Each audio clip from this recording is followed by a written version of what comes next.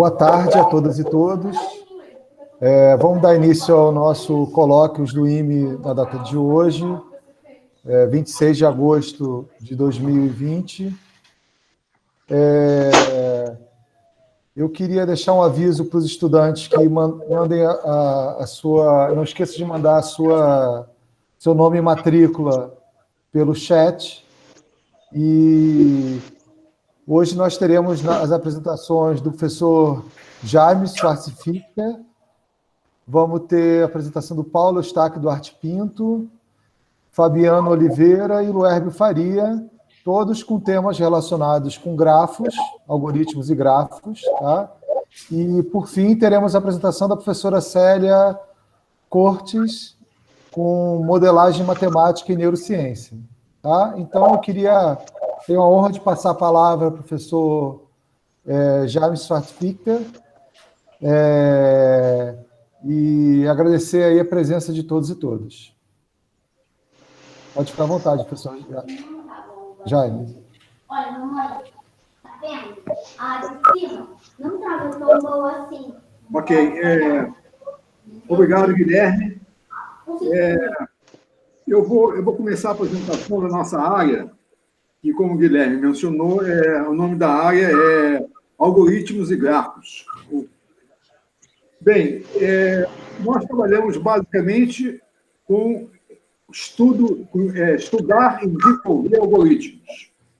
E eu vou começar dizendo, talvez os outros docentes que estão aqui não concordem comigo, que essa daqui é uma das áreas centrais da computação. Eu vou justificar por que é central. Porque a computação gira em torno de quê? Do computador. Se não existisse computador, não existiria computação. E no computador, independente da área, tudo acaba em quê? Tudo acaba no programa. Tá certo? Se você está trabalhando, se você trabalha em computação de modo geral, o objetivo final, qualquer que seja a área que você esteja trabalhando, tudo termina num programa. E o que é um programa? Programas é apenas a implementação de uma ideia. E essa ideia é um algoritmo. Tá? Então, essa área que nós trabalhamos se dedica, tá, ao estudo e desenvolvimento das ideias que vão gerar programas. Essas ideias que vão gerar programas, dá-se o nome genérico de algoritmo. Bom, para um algoritmo, quando você está trabalhando com algoritmo, você tem que ter em mente duas coisas, tá? Em primeiro lugar, a eficiência deles. O que é eficiência? Eficiência em tempo e espaço. Quanto tempo que o algoritmo vai levar para terminar a tarefa que você quer que ele faça, quer que o computador realize, e o espaço. O espaço, no caso, é memória principal, memória secundária e assim por diante. Bem, o computador é uma máquina, basicamente, de fazer o quê? De resolver cálculos rapidamente. Bem, faz parte da natureza humana o seguinte: enquanto você não dispunha dessa máquina de resolver, de fazer cálculos rapidamente, você ficava tranquilo com o tempo. Tá? Mas no momento em que você tem uma máquina dessa, você quer que resolva tudo o mais rápido, que o tempo seja o menor possível para resolver todos os problemas. E de modo que o tempo que o computador leva para resolver o teu problema, especificamente, é um dos parâmetros mais importantes que existe. A esse conjunto de parâmetros, tempo e espaço, se dá um nome, basicamente, de complexidade. Equivale ao que nós chamamos de complexidade do algoritmo. Eu estou aqui fazendo uma analogia em simbiose entre programas e algoritmos. São coisas diferentes, mas para a primeira apresentação, tudo bem. Bom, então, nós temos, então, se você quer desenvolver o algoritmo, você quer, então, medir tempo e espaço. Bom, qual é a maneira de medir? A primeira ideia é o seguinte: os primeiros artigos que apareceram quando alguém apresentava o algoritmo, ele fazia o seguinte: ele desenvolveu um método qualquer, escreveu um algoritmo, e no final ele escrevia o seguinte: olha, minha gente, olha como é ótimo o método que eu desenvolvi. Eu implementei isso daqui num computador PTQ 45R, e ele terminou isso aqui em 2,9 segundos. Bom, qual é a informação que você tem? Muito pouca, né? É pouquíssimo. Então, com o tempo, o pessoal, então, começou a utilizar coisas, em princípio, digamos, mais sofisticadas, mas nem tanto, mas é mais sofisticada. Em vez de fazer uma medida, você faz várias medidas, tira a média, aí faz aquelas curvas, mínimos quadrados, esse negócio todo. E aí, mas, de qualquer maneira, tudo isso compõe, digamos, uma análise empírica do algoritmo que você desenvolveu. Em contrapartida em contrapartida a isso, existe o que nós chamamos de análise digamos, a medida analítica. A medida analítica visa o quê? Visa você determinar uma expressão aritmética, uma expressão matemática, tá certo? Que vai te, mais ou menos, aproximar qual seria, digamos, o tempo que o teu computador leva, o teu algoritmo leva. E, mais ou menos, isso aqui chama-se determinar a complexidade de tempo do algoritmo. E é mais ou menos nesse aspecto que nós trabalhamos. Bom, e isso tudo ainda em algoritmos, mas um pouco mais além. Existem algoritmos para os quais o tempo que ele leva, ele é proibitivo. Tá? O tempo, se você for, digamos, medir, você não consegue. Você vai fazer a análise e vai chegar à conclusão, se você fizer a análise, que esse tempo pode ser, existem casos em que esse tempo é exponencial. O que significa ser exponencial? Exponencial só tem coisas boas exponenciais, assim, o número de... se você deixa, digamos, um casal de coelhos fechado numa gaiolinha, depois de algumas gerações, vai medir o número de coelhos que você obtém. É uma exponencial. O crescimento de células cancerosas é uma exponencial. A bomba atômica, aquela reação em cadeia que você dá, o calor desprendido, tudo isso são exemplos de exponenciais. Só tem coisa boa, né? Bem, então, você tem que fugir de exponencial, porque se for uma exponencial, se o teu algoritmo, analiticamente, você consegue mostrar que ele levaria um tempo exponencial, você não conseguiria obter a solução num tempo hábil. Então, se identifica um conjunto de problemas, chamados problemas GNP completos, por exemplo, em que qualquer algoritmo que exista para resolver qualquer um desses problemas, ele leva um tempo exponencial, apesar de que não existe uma comprovação matemática de que isto aqui acontece sempre. Então, é uma questão em aberto na matemática, se essa classe de problemas que eu mencionei, chamada problemas GNP completos, se você pode desenvolver um algoritmo polinomial para algum deles. Quem resolver esse problema recebe a bagatela de $1 milhão. Existe um prêmio por um entusiasta por matemática, naturalmente com bastante dinheiro, americano, que ele criou uma fundação e destinou essa verba para um conjunto de problemas. E esse problema é o primeiro deles, é o problema número 1. Bem, então o que você faz também, faz parte do nosso trabalho, se você tem um problema para resolver, você verifica se, digamos, esse problema se encontra nessa... Se for NP completo, você esquece. Tá? Você esquece porque você não vai conseguir um algoritmo eficiente. Então, você sai para outros métodos. Métodos aproximativos, probabilísticos, etc. são variações, tá certo? Bom, e esses problemas, aí você pode dizer, bom, são problemas fabricados em laboratório. Não, nem tanto, tá? Alguns problemas chamados indecidíveis, que eu não vou entrar hoje, eles são, podem ser, digamos, se você quiser, digamos, supostamente, como que fabricados em laboratório. O cara entra no laboratório para fazer um problema, para bolar um problema que não tem, digamos, não tem utilização nenhuma, mas que para aquele problema vai acontecer isso. 5 minutos, tá, professor Jaime? Faltam 5 minutos, tá? Estou avisando 5 minutos antes. Tá bom. Pode dar um outro aviso, faltando 1 minuto? Não. Naturalmente, posso sim. Tá bom, obrigado. Guilherme, são 15 minutos? São 15 minutos. São 15 minutos para cada. Não, tá bom, já estou. Eu vou acabar antes disso. Mas, eu sei que é uma lástima interromper o professor Jaime, né? Mas não, que isso. Eu tenho essa tarefa desagradável, desculpe, tá? Não, tá certo.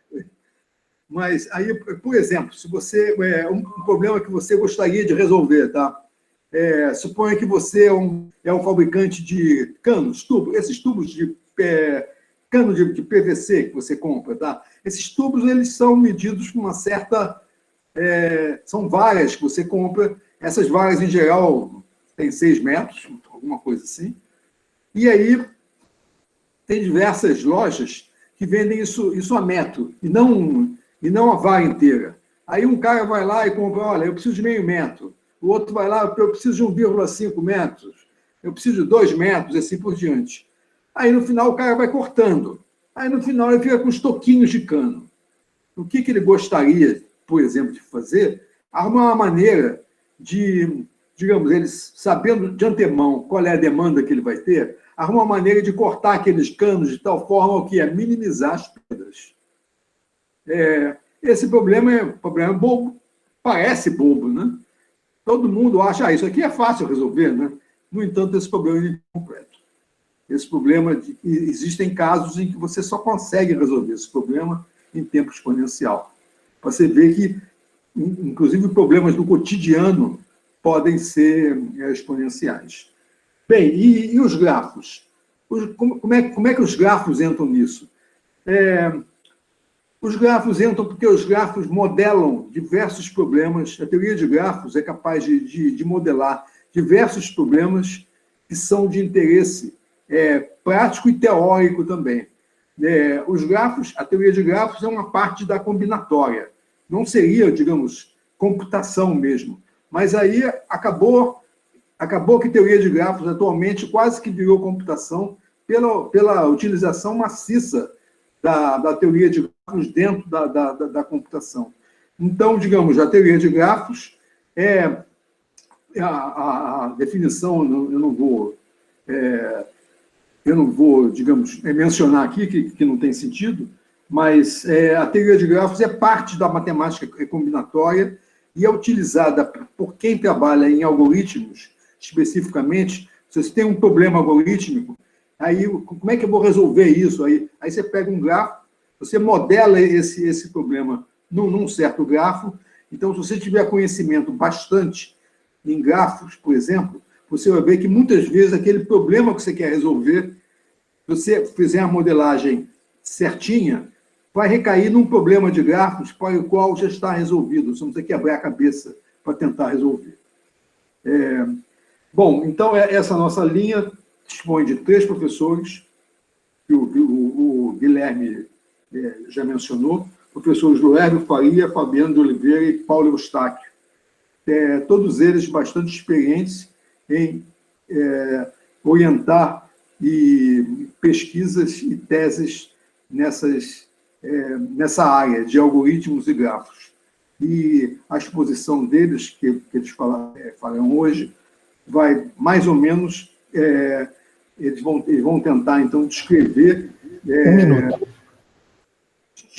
pesquisas em que eles orientaram em algoritmos, ou em grafos, ou em algoritmos e grafos. Gostaria de agradecer, então, a atenção de vocês e desejar, principalmente, cuidem-se todos. Ok, obrigado. Tchau.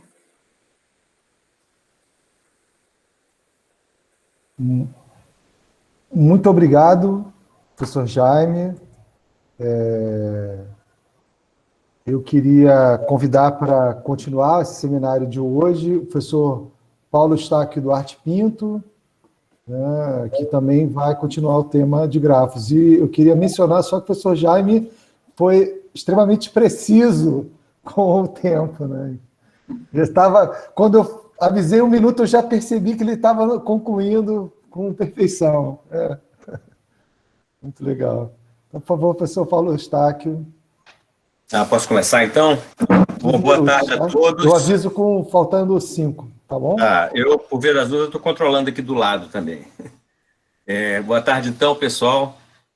Como o Jaime falou, eu vou fazer nessa apresentação, tentar exemplificar trabalhos que a gente faz no dia a dia e também no contexto do mestrado e doutorado. Vou apresentar com slides, tá?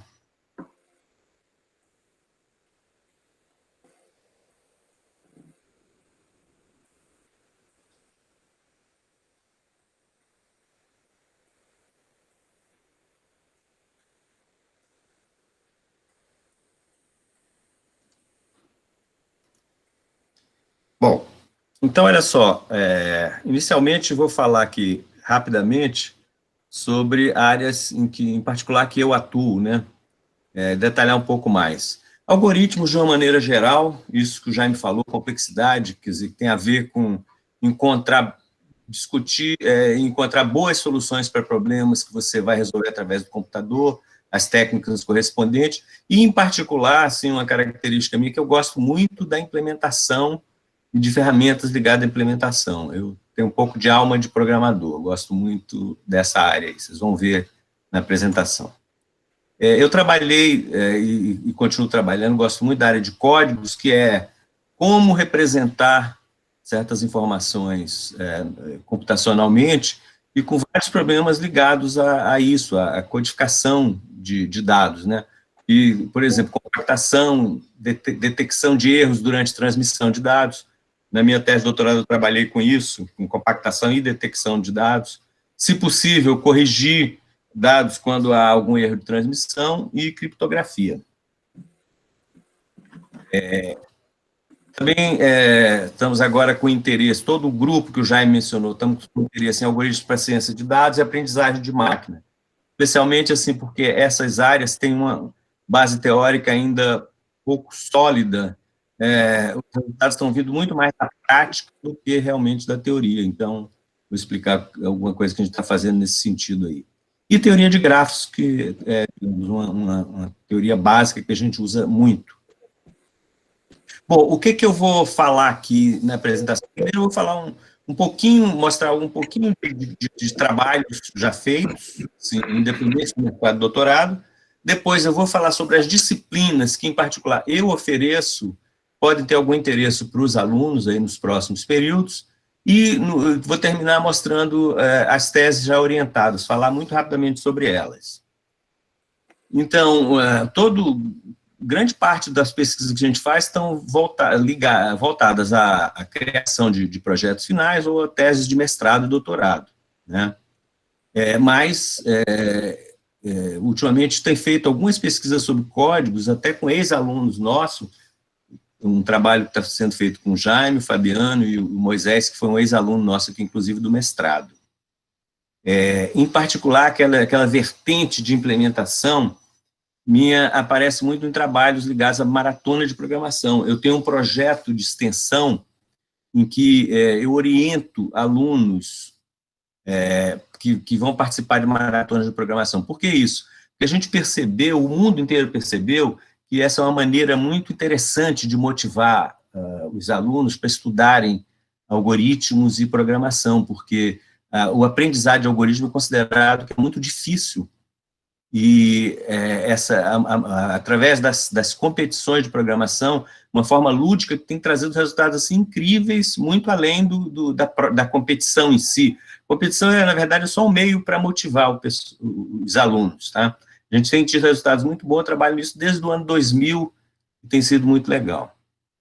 E, assim, eu quero falar dessa ferramenta, que vai até aparecer depois em alguns trabalhos de mestrado, que é o Tupi Online, ferramenta que fizemos aqui, o Giancarlo, o Fabiano, o Igor e eu, há cerca de 2 anos, é uma ferramenta para você visualizar a estrutura de dados, porque uma das dificuldades de compreender algoritmos é compreender exatamente o que ocorre, né, o que está ocorrendo durante a execução de um programa, de um algoritmo, com aquelas abstrações que você cria para fazer o algoritmo, né, que a gente chama de estruturas de dados. Esse trabalho aqui tem tido uns desdobramentos muito legais, alguns deles eu vou falar mais adiante. Em particular, tivemos a felicidade aqui de ajudar o Jaime em refazer um livro dele clássico aqui no Brasil, de grafos, né, que se chama Teoria Computacional de Grafos. Eu e o Fabiano trabalhamos com o Jaime e produzimos um capítulo desse livro. E estamos com essa preocupação de produzir material didático sobre algoritmos para ciência de dados. Em particular, estamos trabalhando num livro e numa disciplina para oferecer para o mestrado e para a graduação. Bom, agora eu queria falar um pouquinho sobre as disciplinas que, em particular, eu ofereço, algumas delas junto com o Fabiano, o Jaime, o Herbio, que podem ter interesse para os alunos de mestrado e doutorado. Como é que é essa a característica básica dos nossos alunos aqui, do CCComp? A gente tem alunos de diversas áreas, muitos deles não são formados em computação. E quando eles chegam no mestrado, logo de cara fazem a disciplina obrigatória de algoritmos.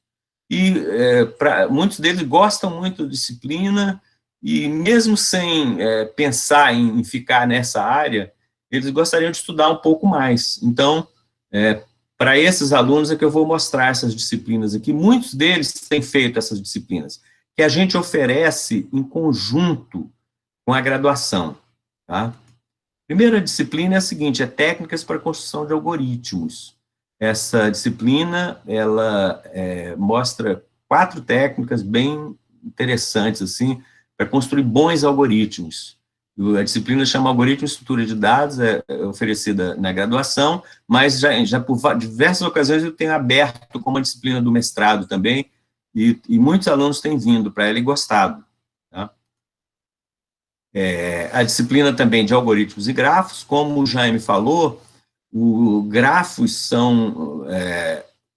são uma maneira de você modelar inúmeros problemas de muito interesse prático, tá? E os algoritmos em grafos não são algoritmos muito triviais, tá? Então, essa disciplina é uma disciplina mais avançada, mais para o final do curso, mas que a gente também oferece, ela é da graduação, a gente oferece para os alunos de mestrado e doutorado também. E temos essa disciplina especial aqui, voltada para aquela minha ideia de maratonas de programação, né? É uma disciplina que geralmente é feita aos sábados, e leva a manhã inteira do sábado, e é uma disciplina prática. Bom, ela complementa uma série de tópicos que não cabem nos cursos que a gente tem, mas ela é, antes de tudo, uma disciplina prática.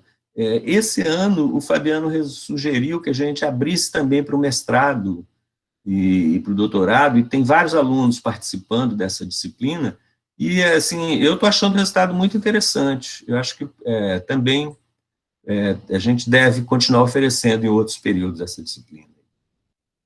E, por fim, a disciplina de algoritmos para ciência de dados, que a gente já fez a edição de uma disciplina, uma vez foi dada essa disciplina, acho que no ano passado, e a ideia é isso, complementar, apresentar algoritmos nesse contexto aí de ciência de dados. É uma disciplina que ainda está em evolução, né? Provavelmente a gente deve oferecer de novo no próximo período, pedido. Bom, essa sugestão aí, fiquem vocês ligados aí nessas 4 disciplinas aí mais adiante. Bom, a partir de agora, o que eu vou fazer é mostrar alguns trabalhos de alunos, os que eu orientei, tá? Então, a primeira tese que eu orientei foi da Raquel, e era um sistema para ensino de geometria analítica. Na verdade, assim, eu era orientador de verdade nessa tese, que a Vera que era a principal orientadora, e era num contexto de engenharia de software, mas foi uma experiência muito boa, e mais quando a gente começou com o Tupi Online, ajudou um pouco ter trabalhado nisso aí. Teve uma outra tese que trabalhou com uma modelagem em grafos de relações em redes sociais, pela Gisele, que era da matemática da UERJ também. Esse trabalho foi uma pena, era muito interessante a modelagem, foi uma pena que não teve muita consequência, porque a Rosa Figueiredo, que era professora nossa aqui, se mudou para a Europa e a gente perdeu o contato aos poucos. A Natália foi uma aluna da matemática da UERJ, que se interessou por esse tema aí, que era um tema também que me interessava bastante, que era analisar dígitos verificadores usados no Brasil, ou seja, dentro dessa área de estudo de códigos, né? Os códigos inventados aqui no Brasil são códigos com vários defeitos, assim, e o que a Natália fez nesse trabalho foi identificar isso e propor uma coisa, encontrar, na verdade, um código que se procurava há muitos anos, que se procurou durante muito tempo, depois não se achou, e foi um pouco abandonado esse problema, mas ela conseguiu resolver. Então, foi muito interessante essa tese aí. A quarta tese com o Pedro, ele era da Petrobras, foi um problema que a Petrobras trouxe para a gente, de como compactar grandes volumes de dados sísmicos, né, que é para encontrar petróleo, e precisava, teria que ser um método que a gente chama de compactação com perda, porque para compactar bastante você tem que poder perder um pouco dos dados originais. E esse foi um resultado interessante, essa tese aí, se conseguiu fazer um método.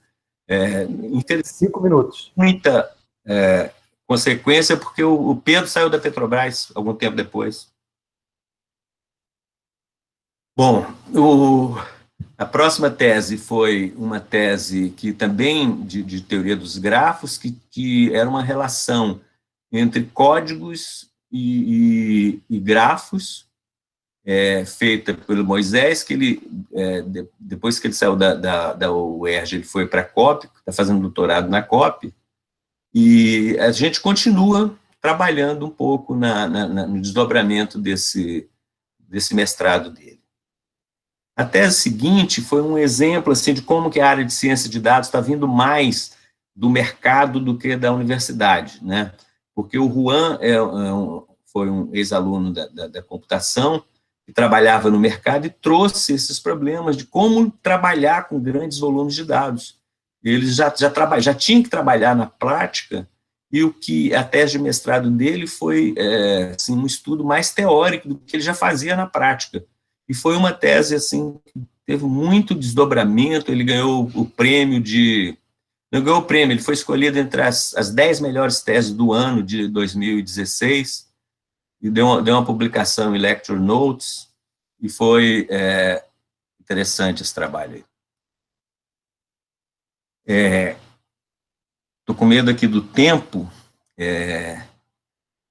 Teve esse trabalho aqui de meta-heurísticas, que não é exatamente a minha área, mas era um daqueles problemas que o Jaime falou, um problema NP completo, que era um problema prático também. A origem desse problema aqui foi assim, um aluno de uma empresa que fazia vendas pela internet, eles tinham um problema de empacotar os problemas, e o chefe dele queria uma fórmula para empacotar, como empacotar os problemas que eles vendiam. E aí eu tive que dizer para ele que não existia fórmula para isso. Isso era um problema NP completo, você tinha que resolver através de aproximação. E foi isso que o Anderson fez, trabalhou com uma aproximação para esse problema. Aí, voltando ao Tupi, né, a gente tinha feito uma ferramenta que era para ajudar a estudar algoritmos e queria saber se essa ferramenta é efetiva. O Jorge, que era originalmente da estatística, fez esse estudo estatístico e comprovou que essa ferramenta ajuda no estudo de algoritmos. A Raquel fez esse trabalho de análise de complexidade, que é aquele trabalho de análise de algoritmos, mas colocou um viés experimental. Então, foi uma coisa muito interessante, assim, primeira vez que eu saiba que você faça uma análise através de uma ferramenta. O Fabiano deve falar um pouco mais sobre isso aí. E a última tese orientada foi do Bruno Porto Maschio, que foi uma tese em teoria de grafos mesmo, mas um problema que tem muita aplicação prática, que é de emparelhamentos. E, por fim, a última tese que eu orientei foi uma aluna do mestrado que saiu da UERJ, foi para o UFRJ e estudou lá códigos corretores de erros, deu uma contribuição muito interessante na área de códigos corretores de erro de tamanho variável, que é uma coisa pouco estudada, e deu algumas contribuições na teoria geral de códigos corretores de erro de tamanho fixo também. Bom, acho que eu vou parar por aqui. Eu ia falar um pouco sobre o que a gente está orientando, mas vou deixar que acho que o Fabiano deve falar sobre isso. Vocês veem o seguinte, a gente tem uma gama bem variada de problemas que a gente trata e muitas coisas bem interessantes aí também. Ok? Acho que eu estou praticamente dentro do tempo aí.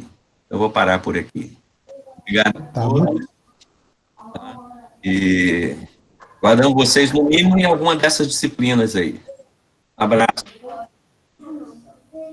Interrompe aí a apresentação, por favor, Paulo Eustáquio. Muito obrigado. Eu não consegui, não? Parar, não, é? Ah, tá. Isso. Parou, eu acho. Parou, tá bom. Senão o Fabiano não consegue dar prosseguimento, né? Não, ele passa por cima. Queria agradecer muito. Tá bom. Queria agradecer muito e passar a palavra agora ao professor Fabiano Oliveira, que vai também falar sobre algoritmos e grafos. Bom, obrigado, Guilherme. Boa tarde a todos. Então, mais uma aí na série da maratona aí de grafos, né? Eu também vou usar uma apresentação. Eu vou compartilhar minha tela.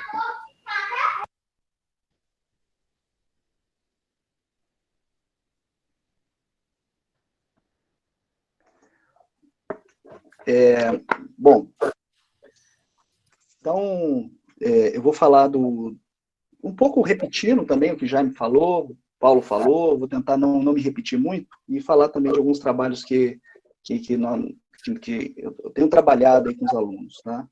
Então, também, na mesma linha do Paulo, aí eu vou falar as disciplinas que eu já dei no Secomp. Eu usualmente, eu dou a disciplina de algoritmos, né? Muitos aí já me conhecem de ter feito ou estão fazendo comigo, matéria obrigatória. Matéria de lógica, eu já dei, e quando eu dou não como estudando com foco na lógica em si, por si, mas com uma aplicação forte na área de correção de programas. É quase um curso de correção de programas, onde a lógica é a principal ferramenta, né? Então, uma lógica aplicada, digamos assim. Que, eventualmente, eu costumo dar posso voltar a dar. Também esses tópicos especiais que o Paulo falou, né? Técnica de construção de programas, e tópicos especiais em probabilidade foi o tema que o Paulo deu de ciência de dados, que a gente batizou, na época, chamamos de algoritmos randomizados, tá? Era o tópico de algoritmos randomizados dentro da disciplina de tópicos especiais de probabilidade, tá? Bom, as minhas áreas de interesse são, basicamente, as que o Jaime falou, né? Teoria dos grafos e complexidade de algoritmos. O grafo, eu acho que todo mundo conhece o que é grafo, né? Aqui está só um slide só para o gráfico você tem um conjunto de vértices, né, e você são essas bolinhas, e tem as arestas que mostram uma relação binária entre esses elementos, e ela serve para modelar problemas, né? Então, por isso que ela está presente muito, não é só na pesquisa em teoria de gráficos em si, mas nas áreas aplicadas também aparece com frequência.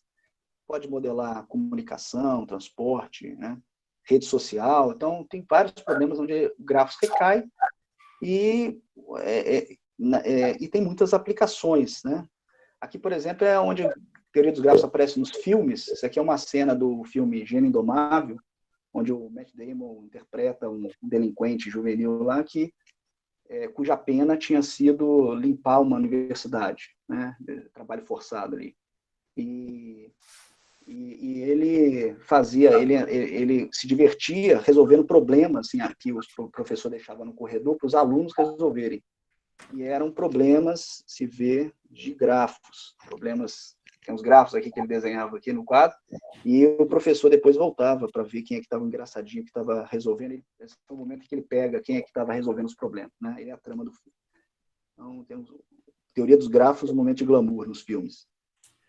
Bom, como já me falou, o trabalho também no problema de classificação de problemas, né, entre problemas tratáveis, ditos polinomiais, que são problemas que você consegue resolver num tempo que a gente chama de eficiente, né, em teoria, que é um tempo polinomial no tamanho da entrada, e tem os problemas que a gente chama de intratáveis, dos quais a gente não tem algoritmos melhores do que exponencial, né, e já me falou, exponencial a gente não quer, né.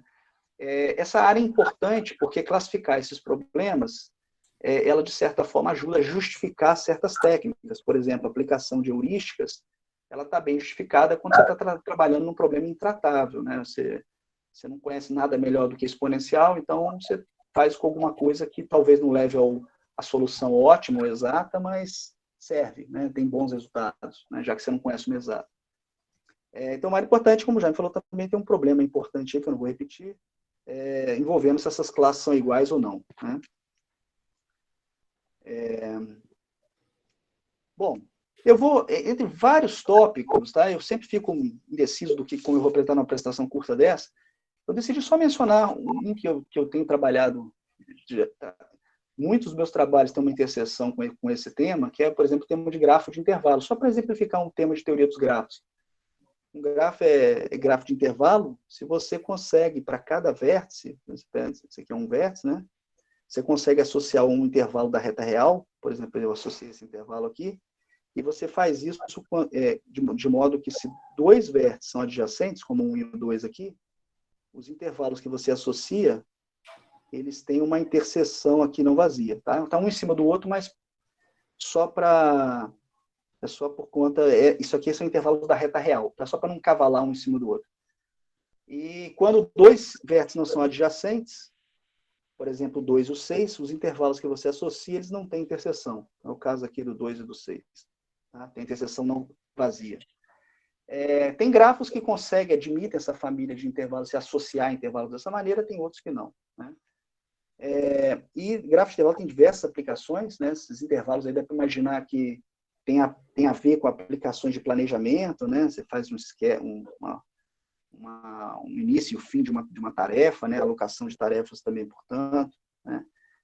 De uma maneira um pouco surpreendente, aplicações na arqueologia, né? Você tem um objeto lá histórico que devido um equipamento mede lá e vê em que período do passado ele foi criado, com uma margem de erro, isso vira um intervalo lá atrás, né? E aí você quer ver a consistência da coexistência de certos objetos históricos, e aí você forma um grande grafo de intervalo ali e vê se aquilo é um grafo de intervalo de fato. Em lógica temporal, diagnóstico métrico, tem várias aplicações, e só não me perguntem onde se aplica na psicologia comportamental. Tem referência para isso, eu não tenho a menor ideia de como é que usa grafo de intervalo nisso.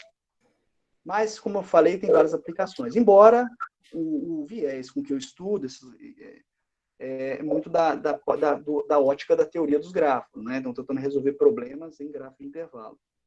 Então, por exemplo, um trabalho que efetivamente está sendo desenvolvido é o problema da contagem de intervalo. Então, você tem um modelo de intervalo associado a um grafo. Esse modelo aqui, por exemplo, usa 4 tamanhos diferentes. Visualmente dá para contar aí. Tem esse tamanho aqui, tem esse, e tem um outro aqui, né? Mas claramente está havendo um desperdício. Dá para diminuir esse número de tamanhos, tá? Por exemplo, se a gente ajeitar um pouco, passar esse 2 aqui para a direita, aqui, ó, para depois do modelo, para poder esticar o 5 aqui, a gente consegue obter esse modelo aqui usando só 2 tamanhos, né? E a pergunta é se não tem como fazer com um tamanho. Tá bom? Então, o problema de contagem de intervalo é isso. Dado um grafo de entrada e de intervalo, eu queria saber um modelo que minimizasse o número de tamanhos distintos. Tá? Então, esse é um problema, por exemplo, é um exemplo daquele problema de classificação que está em aberto. Não se sabe atualmente decidir se, por exemplo, para 2 tamanhos, esse grafo admite 2 tamanhos, se dá para fazer ou não, tá? Se é um problema intratável, se é um problema eficiente. Se conhece uma solução para isso, tá? Bom, e o grafo de intervalo, se caso o grafo não seja de intervalo, você pode tentar generalizar e falar assim, tá ok, então agora em vez de intervalos da reta real, eu permito que meus intervalos, que agora não vão ser mais intervalos, eles possam fazer umas dobras. Ele vem aqui, né, e dobra.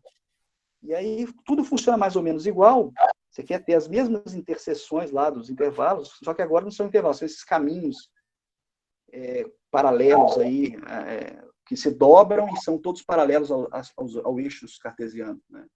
Então, por exemplo, esse grafo aí, ele não é de intervalo, mas ele admite um modelo desse que dá uma dobra, né? Já esse grafo aqui, esse é um desenho que mostra que não precisa mais do que 2 dobras. Mas aí, novamente, vem a questão da minimização, né? Será que eu consigo fazer isso com uma dobra? Então, um problema que, por exemplo, já diferente do primeiro problema, saber se um grafo precisa de uma dobra já é comprovadamente intratável. 2 dobras também. 3 ou mais dobras, se conjectura que também seja intratável, mas não tem uma prova, né? Então, são problemas de classificação. E o que a gente faz é tentar trabalhar ou nesse problema ou em problemas ainda mais específicos para tentar resolver parcialmente o problema, tá? Outro problema, outro tema, né, associado a grande volume de dados, que o Paulo citou, é aquela em que o paradigma tradicional de algoritmos é que você vai pegar a entrada do algoritmo, vai carregar numa memória auxiliar, né, de saída, e você cabe ali, talvez um tamanho ali polinomial no tamanho da entrada, você vai carregar dados temporários, vai processar e vai soltar o resultado.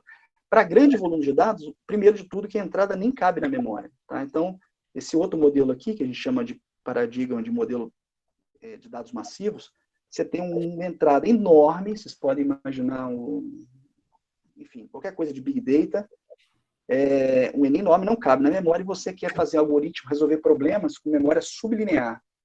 Você quer, normalmente, muito abaixo, se possível, log de N, né, onde N é o tamanho da entrada. Então, isso requer dificuldades. Um exemplo disso, que foi uma tese que nós orientamos, que Paulo citou, né, teve uma boa visibilidade, porque ela ficou classificada entre as 10, pela SBC, né, das 10 do Brasil de computação, né? 5 minutos, Fabiano. Tá ok. Você representar um grafo gigante, só que esse grafo não cabe na memória. Então, você faz uma representação muito mais compacta que caiba na memória, só que com isso você tem que perder alguma coisa. O que você perde é que o teste de adjacência entre uma aresta, entre um par de vértices, né, seleção a aresta, ela retorna com uma certa probabilidade P controlada, né?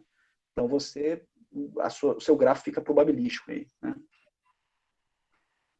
Bom, e eu vou aqui nesses últimos minutos, então, só mostrar aqui alguns trabalhos que nós fizemos com alunos, só filtrados aqui, feito com alunos, né?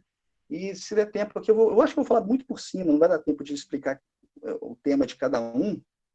Então, por exemplo, temos aqui a Lívia, né? Ela fez mestrado aqui no Secomp com a gente, está fazendo doutorado agora, e ela trabalha naquele primeiro tema, né, de contagem de intervalo. A Raquel, ela trabalhou com, o Paulo falou da Raquel, né, um algoritmo Shell Sort, um algoritmo que a complexidade, pior caso dele, que é uma coisa geralmente fácil para os algoritmos, ela é desconhecida, né? E para vários casos específicos tem a complexidade computada, e ela trabalhou de maneira empírica, determinando a complexidade, mostrando que é viável, empiricamente, determinar um resultado analítico, né? Teve vários desdobramentos dessa pesquisa dela. Ela também está fazendo doutorado, partindo para outros rumos aí agora. O Jorge verificou estatisticamente a eficiência do Tupi, né, como o Paulo falou. O Juan participou fez o trabalho desse último de algoritmos para grande volume de dados, né? Foi ele o aluno selecionado lá para concorrer ao CTD. O Luiz trabalhou numa generalização de grafo de intervalo. A Juliana trabalhou na ferramenta EMA, que é justamente a ferramenta que a Raquel também usou. Ela verificou qualitativamente a ferramenta, né? Trabalhou com vários algoritmos em grafo nessa ferramenta. O Vitor entrou para o doutorado, orientando nesse tema, né? Trabalhando naquele segundo tema que eu apresentei, de dobras em grids, né? Já tem artigos em conferências aí aceitos para apresentação. E o Moisés, ele trabalha com uma outra generalização de grafos de intervalo chamada finura. Tá? Não daria para entrar aqui no detalhe de cada um, tá? Então, eu gostaria de agradecer a atenção e um duplo agradecimento também, aproveitando que vários dos alunos aqui estão presentes, agradecer também pela confiança na orientação e pela parceria durante esses anos aí. Obrigado.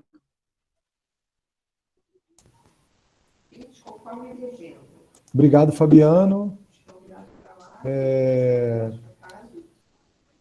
Muito obrigado pela apresentação. Eu queria passar a palavra para o professor Luérbio Faria, que também vai apresentar um tema relacionado aos grafos.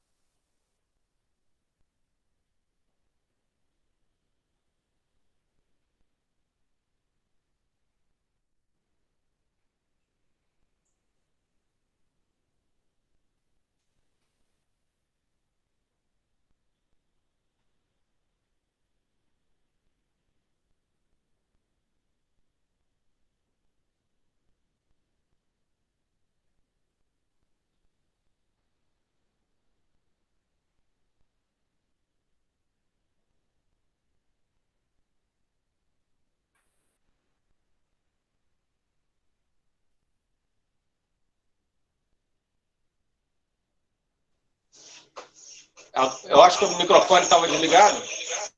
Eu ia avisar que seu microfone estava desligado, que eu não estava ouvindo, pelo menos eu não estava ouvindo, não sei se era defeito aqui, né? A gente vai falar sobre grafos, algoritmos e complexidade. Está com eco. Vê se agora está bom. Acho que sim. Fala alguma coisa aí, só para a gente testar. Então, eu estou completando 25 anos de UERJ esse ano, vou ganhar uma plaquinha. Entrei em 95. Eu vou começar com a HQ. Então, nessa HQ, eu estou contando uma história aí sobre Camelot. Então, em Camelot, a gente tem o rei Arthur, a Guinevere aí, os cavaleiros. O rei Arthur saía para passear e para fazer suas aventuras. E, ao final de cada dia, ele reunia os cavaleiros na tábua redonda para um banquete. Esse banquete rolava lá hidromel, uísque, vinho. E depois de alguns copos, o pau quebrava. Então, o Arthur já estava de saco cheio com tanta briga que acontecia na tábua redonda. E eram 150 cavaleiros. E o problema é que normalmente se sentavam cavaleiros inimigos sequencialmente na tábua redonda. E Arthur teve a ideia, né, se ele conseguisse fazer sentar sempre amigo ao lado de amigo, ele ia conseguir evitar as brigas. Na tábua redonda, eles iam poder comer em paz. Então, ele chamou o seu mago Merlin e ele queria saber se tinha uma maneira de sentar os 150 cavaleiros em volta lá da tábua redonda, sem que se sentasse inimigo ao lado de inimigo. É claro, o Arthur ele conhecia o grafo estava ali, né? Ele sabia quem era amigo, quem era inimigo. Então, basicamente, o problema era encontrar um ciclo nesse grafo da amizade e dispor esse ciclo em torno da tábua. Então, ele pediu ao Merlin, primeiro, né, ele queria saber se tinha uma maneira de sentar os cavaleiros ou não em torno da tábua redonda. Se o Merlin respondesse que tinha, ele ia perguntar qual, né? E essa sequência em volta da tábua redonda ia ter que ser dada para o Arthur, e Arthur ia checar realmente se essa sequência era de amigo realmente seguido de amigo. Observe que o número de sequências é muito grande. O número de sequências seria da ordem de 150 fatorial. É um número enorme. E não dá para fazer essa busca facilmente, né? Jaime já falou, Fabiano também. Mas quando a gente tem a sequência, a gente consegue checar se a sequência realmente ela produz esse efeito de ter um ciclo hamiltoniano em torno da tábua ou não. Então, a classe P é a classe dos problemas que a gente consegue resolver em tempo polinomial, aquilo que Jaime falou, que é um tempo pequeno, uma máquina de Turing, né?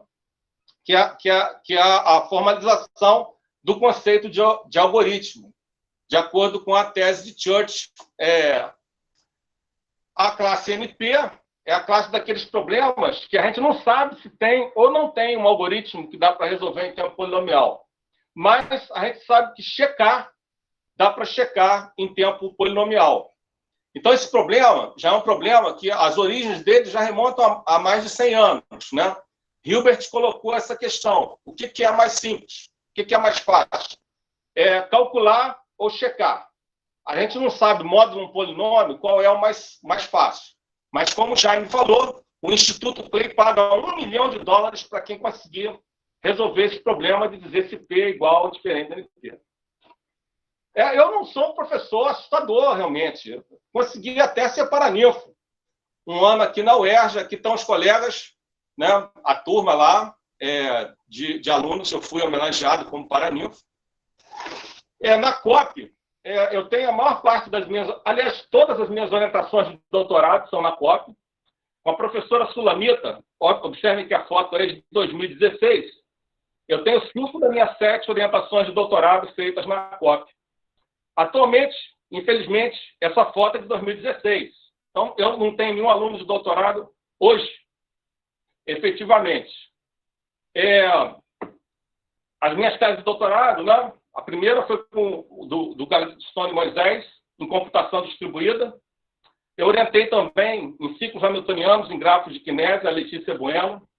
Depois veio o Herbert Coelho, coloração orientada. Eu orientei a Fernanda em grafo sanduíche e problemas particionados e não particionados. E o Diego Nicodemos em grafos fulerenes. Um negócio daqui a pouco a gente vai ver de ficção científica. Rubens André Sucupira, que é professora aqui do Instituto, do IME, eu orientei em corte máximos em grafos. E o Sancrei Alves, que é professor também lá da FITEC, eu orientei em grafos bem cobertos. Eu sou cientista do nosso estado, uma bolsa da FAPERJ, já tem mais de 12 anos que eu sou cientista do nosso estado. É uma bolsa que dá verba para a bancada, né? Relacionada à bancada, eu também sou pesquisador do CNPq, tem bolsa de pesquisa, e também tenho dinheiro de bancada, que eu sou um pesquisador 1D. Então, essa bolsa em especial da FAPERJ, ela requer que a gente tenha um orientado de doutorado. Então, a minha atual tem vigência até novembro de 2021. Então, é importante que eu tenha um aluno de doutorado da UERJ de preferência, né? Então, essa palestra é a minha última esperança, no sentido de convencer vocês aí, alguém, a ser aluno meu de doutorado. O resumo, né, das coisas que eu trabalho com complexidade invariante de não planaridade, número de cruzamentos de grafos, problema sanduíche, quando você dá dois grafos, um contido no outro, você quer encontrar um no meio, que tem alguma propriedade, limite para o número de cruzamentos do n-cubo, do grafo de Kinésia desenhado no plano, em outras variedades. Eu vou apresentar um resultado técnico de um projeto final. Esse resultado foi com o Ilan, né? Aí o Fabiano me ajudou a orientar, o Paulo está aí com o Jaime na banca. A gente trabalhou com o número de cruzamentos, né? Aqui vocês têm um circuito impresso, vocês estão vendo? São grafos planares, grafos sem cruzamento de arestas.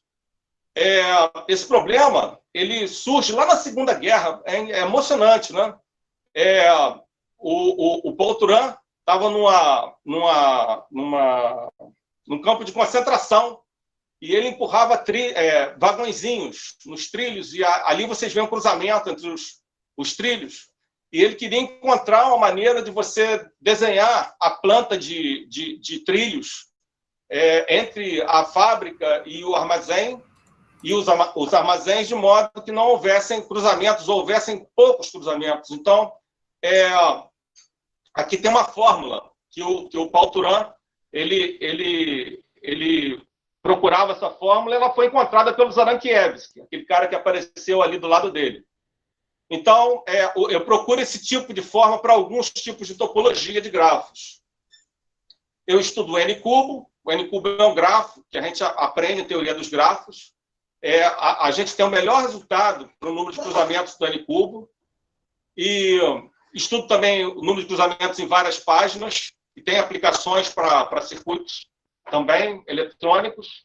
O Ilan, ele encontrou uma fórmula lá que dava esses números aí enormes de cruzamentos, à medida que o n fosse crescendo, o número de vértices fosse crescendo. Os trabalhos dos meus alunos de doutorado, né, tem a Fernanda, ela trabalhou com grafo sanduíche, né? Então, grafo sanduíche, grafos cordais também, grafos que sempre têm triângulos, grafos que são triangularizados.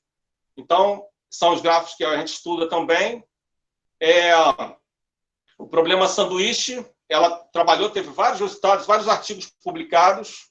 Tá? A Fernanda atualmente é professora da Universidade Federal Rural do Rio de Janeiro. E o Rubens Sucupira trabalhou com corte máximo. Corte máximo também é um problema que tem várias aplicações, né? Aqui você tem o grafo dividido em duas partes, e a gente quer maximizar o número de arestas que ficam entre uma parte e outra. Essas arestas que estão aí no meio. Então, tem vários resultados do Rubens também. Eu trabalhei com o Diego Nicodemos, rapidamente, só um instantinho, espera aí. Só um instantinho.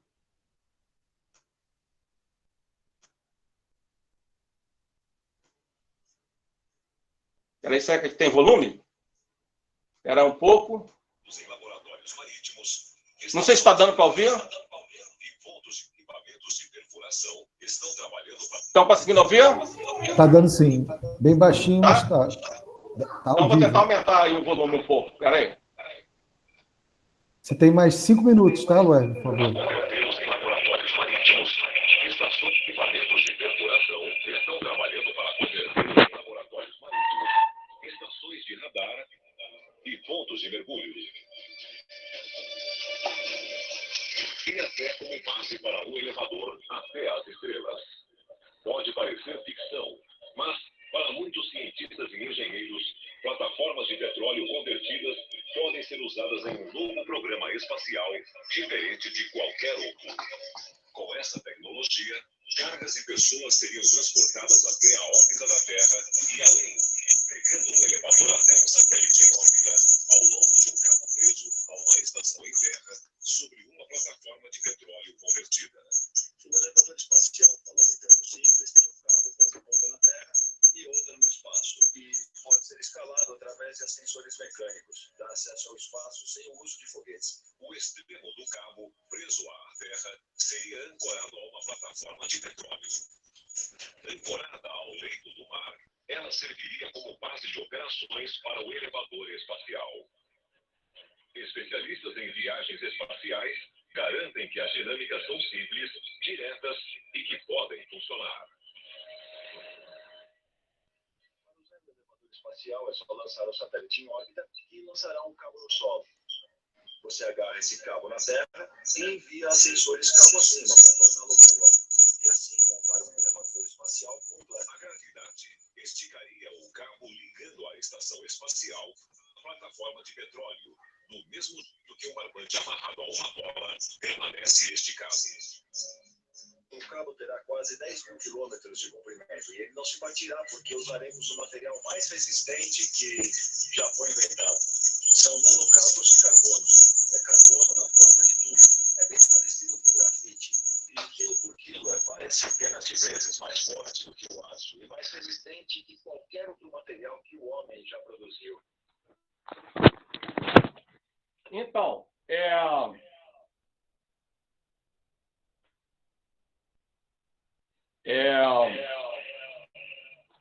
só um instantinho. Vou acabar com o eco. O Diego, então, ele trabalhou com esses grafos, né? São os fullerenes, né, que definem os nanotubos de carbono, que são grafos planares, que têm só hexágonos ou pentágonos, e eles são 3 conexos e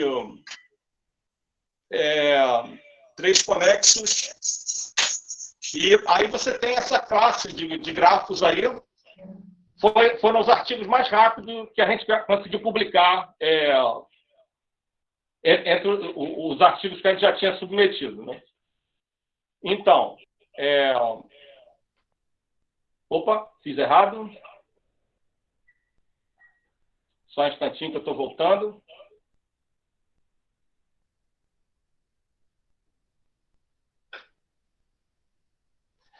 A gente trabalhou também, aqui é o último aluno que eu tive de doutorado, Sancrei. Ele trabalhou com grafos bem cobertos, que são grafos que têm... todos os conjuntos independentes maximais são máximos. A gente teve bastantes artigos publicados também dentro dessa área. Aqui está a nossa equipe de grafos, aqui dentro do IME, né? O Jaime, Paulo, a Diana e o Fabiano. As disciplinas oferecidas têm tópicos especiais, teoria dos grafos. Ontem, os alunos pediram para pensar em mais uma disciplina. E eu, em primeira mão, vou estar mostrando aqui a nossa sugestão. Conversei com o Rubens ontem. A gente está pensando em oferecer complexidade parametrizada, um curso de leitura, a ser feito no próximo semestre. A outra disciplina que a gente oferece também é teoria da computação. Obrigado aí pela oportunidade. Obrigado, Luérbio. Eu queria só fazer uma pergunta. Você conseguiu falar com a Célia? Consegui falar com a Célia. Eu tinha te mandado a mensagem. Ela não vai poder apresentar hoje. Ah, tá bom, então. Então, queria agradecer a presença de todas e de todos. Queria dizer que para os alunos aí que enviem os seus nomes e matrículas aí pelo chat para a gente poder registrar a presença deles. E, no mais, queria agradecer aos palestrantes do dia de hoje pelas interessantes palestras que foram apresentadas.